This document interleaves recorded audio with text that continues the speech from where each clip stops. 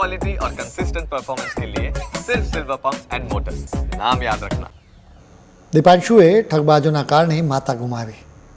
આવા જ અપરાધનો બીજો એક કિસ્સો પણ તમારે જાણવો જોઈએ. આ કિસ્સામાં મોત થયું નથી, પરંતુ 7 કરોડ રૂપિયાની છેતરપિંડી જરૂર થઈ. ઠગબાજોએ આ કેસમાં વર્ધમાન ગ્રુપના ચેરમેન અને એમડી એસપી ઓસવાલને ટાર્ગેટ કર્યા. સૌથી પહેલાં તેમને 28મી સપ્ટેમ્બરે એક મોબાઈલ પર કોલ આવ્યો. કોલ કરનાર કહ્યું કે હું સીબીઆઈની કોલાબા ઓફિસમાંથી વાત કરું છું. કોલ કરનારે ઓસવાલને કહ્યું કે કેનેરા બેંકમાં તમારા નામે એક બેંક એકાઉન્ટ છે. આ સાંભળીને ઓસવાલે કહ્યું કે ખોટી વાત છે, આ બેંકમાં મારું કોઈ બેંક એકાઉન્ટ જ નથી. જો કે કોલ કરનારે ઓસવાલને કહ્યું કે અરે ભાઈ, તમારા જ નામે એક એકાઉન્ટ છે, વળી એ જ એકાઉન્ટથી મોટી ગરબડ પણ થઈ છે.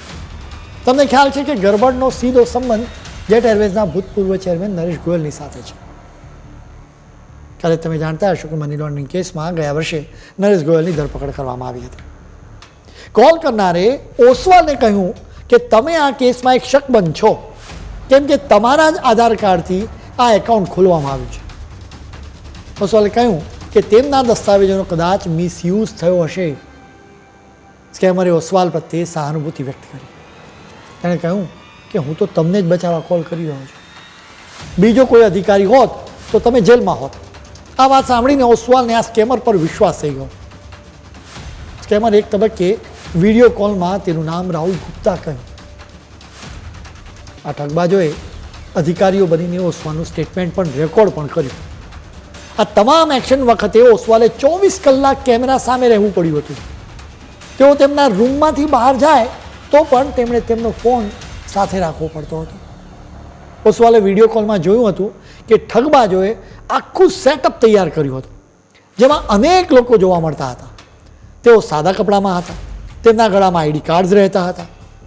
આ વિડીયો કોલ દરમિયાન ઓસવાલને બનાવટી અદાલત પણ બતાવવામાં આવી. અરે હદ તો એ વાતની પણ છે કે એક ઠગબાજે તો chief justice of India DY Chandrachud બનીને કેસની સુનાવણી કરતો હતો. આ કેસમાં એક આદેશ પણ આપવામાં આવ્યો.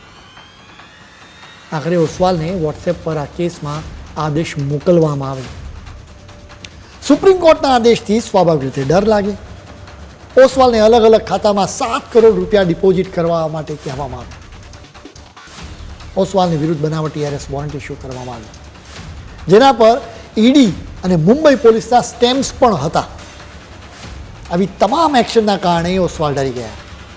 તેમણે ઠગબાજોના ખાતામાં 7 કરોડ રૂપિયા જમા કરાવી દીધા.